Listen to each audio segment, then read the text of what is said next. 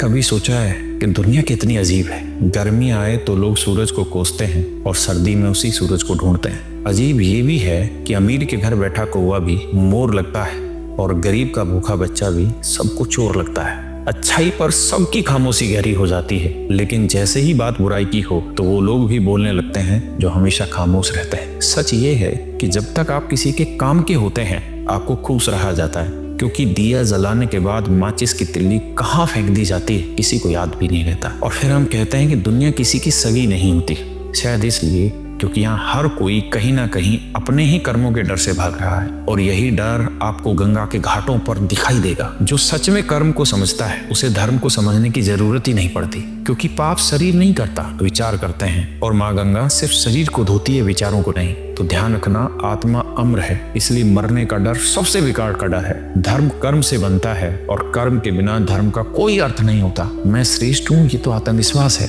लेकिन सिर्फ मैं ही श्रेष्ठ हूँ ये अहंकार है, और यहीं से इंसान गिरना शुरू होता है।